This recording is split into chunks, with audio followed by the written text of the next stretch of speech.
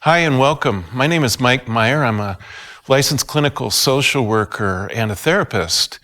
And I'd like to give you some ideas about trauma-informed therapy. The key word being trauma and another key word being informed. Before doing that, I want to give a couple caveats to this. One of them being that this is not meant to replace therapy. These are just some ideas. It'll be a mix of ideas between some of my experiences and also just some key principles around trauma that I've come to know and believe and study about. And also, if you're having a mental health crisis and if it's an immediate crisis, then please go to our website and click on the helpful links, and there'll be some resources there to help you through. Trauma is a very serious topic, and it's a very impactful topic. As a therapist, I feel deeply affected by others' trauma, and that's one of the effects of trauma, is that we affect each other when we're going through it, in addition to what we're going through. So some of these principles are the ways we can support each other and the ways that we can support ourselves. And I've come to believe that we've learned more in the last 5 years about trauma than throughout human history. It's a very physiological and body effect. And I maybe want to start there. The trauma affects our nervous system. It goes right to our physical form. You can probably see it in anxious reactions to things, to how maybe our breathing might become more stilted, how we have more nervousness. And by the way, about nervousness, shaking is a really important thing that we often don't do. So we hold trauma in because, unlike animals, we haven't learned to shake off trauma. Just wanted to fit that in. Trauma often stays with us in very impactful ways, and we could see those in the form of symptoms of trauma. Things like anxiety, depression, and hypervigilance, that being on call on our nervous system. One of the stories around that is when I was a little tiny therapist, I was first learning the trade, and someone came into my office and said that when they went through the parking lot, they could remember where everybody was standing, their posture, the proximity to their car, their facial expressions. That photographic memory was hypervigilance because they needed to do that to protect themselves. And that taught me a lot about how trauma is processed and how it stays in the nervous system very profoundly. So I want to tell you a little bit more about the nervous system as we go here, but first to talk a bit more about trauma itself so that we can all be more trauma informed. Trauma is often at the core of our human experience, and especially in developmental years. When we develop trauma when we're growing up, we have very few choices. We can either hold the trauma in our pain, or we can try to escape or disassociate. So for that reason, trauma also stays with us, because we don't have the tools very much to process it. And that is really hard to see as a therapist, because the lack of tools gets stuck in us, even though we do, as we grow, rediscover an array of tools to us that we're born with to be able to process trauma and loosen and shift trauma out of our bodies. Trauma is very common. 2/3 of our population generally have experienced trauma firsthand. And 10% meet the diagnostic criteria for post-traumatic stress disorder in the DSM-5 manual, which is kind of the go-to manual for how to understand trauma clinically. So trauma comes in many forms. It can be that one-time event where we do witness something or we go through it, something happens to us. I saw one yesterday, a pretty serious car accident, and could really recognize the trauma that people were going through.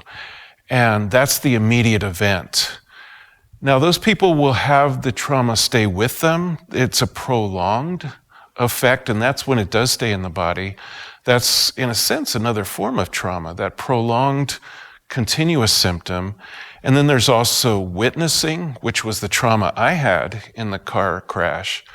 I actually experienced a bit of trauma and had some effects. So my muscles would tighten, and certainly some vivid memories of it. Those vivid memories can come in the form of flashbacks, and sometimes they're random. I see in the people that I work with that they get a bit intimidated by the randomness of the flashbacks, and that is to be expected. That is something that is not a level of severity. It's just understandable that that will happen, the randomness.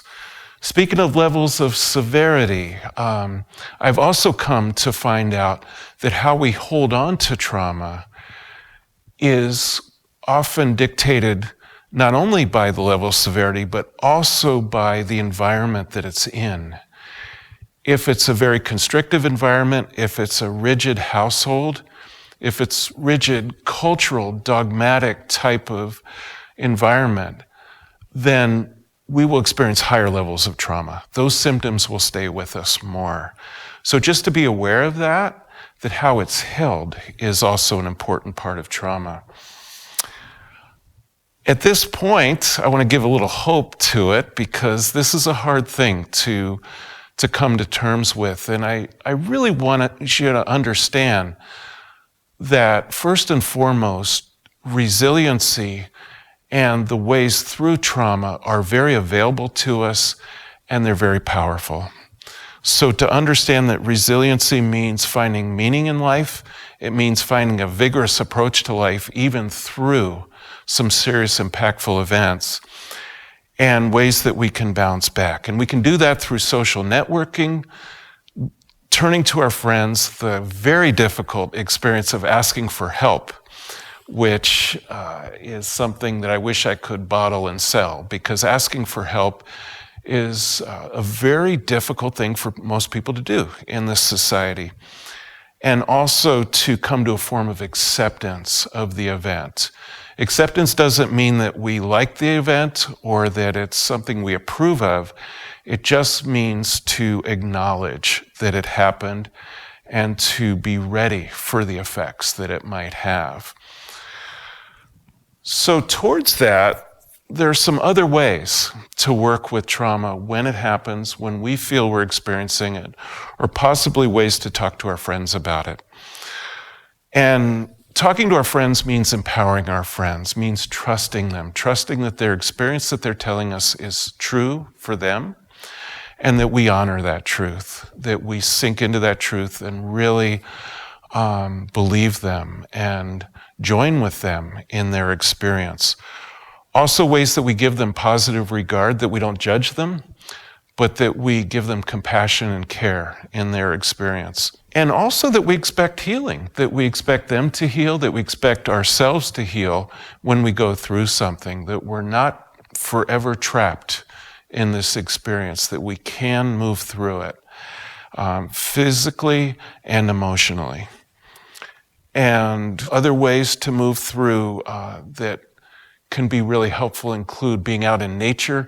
Nature is a great example of how to process trauma. It does it all the time through the seasons, through interdependence of how it lets go, how it builds up. And that's what our nervous system is. It's a duality model of building up and letting go. And with trauma, we have to learn the skills sometimes to loosen, to soothe, to feel, to understand, to counteract that very natural survival mechanism of holding on to the trauma, to constricting. Both are equal parts of our nervous system. They're called the sympathetic and the parasympathetic nervous system, if you want to give the biological terms to them. So the parasympathetic is the soothing, and nature is a great tool for doing that. There are some techniques to working through trauma. Emotional freedom technique, or tapping, is one of those interventions or techniques that we often do as clinicians. EMDR, which is rapid eye movement, that's a process or a practice that goes back into the trauma, to understanding it. And the premise of that is that if we go back into it, that we can loosen it and that it will find its way to absorb through us another way, rather than the patterned way. So it almost looks like hypnosis, even though these days it's more used with sensors, but they're back and forth sensors. And that brings up another principle of absorbing experiences and trauma can help with brain flexibility and taking opposite messages and holding two opposite messages as being true. So an example of that would be, even though I'm deeply impacted by trauma, I'm able to heal from it. Both messages are true. And if we get stuck in one message or the other, then we're not allowing for that flexibility. And the clinical term for that is neuroplasticity, the flexibility of the brain. So, circling back to the idea of being trauma-informed is just understanding some of these principles, not necessarily understanding all of them. So in curiosity around trauma, any piece of this that you pick up and talk about with your friends is value added. It's great. And it helps trauma information. It helps that foundational place of understanding trauma. And from there, you can follow up either with treatment or with some of these interventions or practices. The term trauma-informed is not a hard and fast technical term that has a certain certification to it.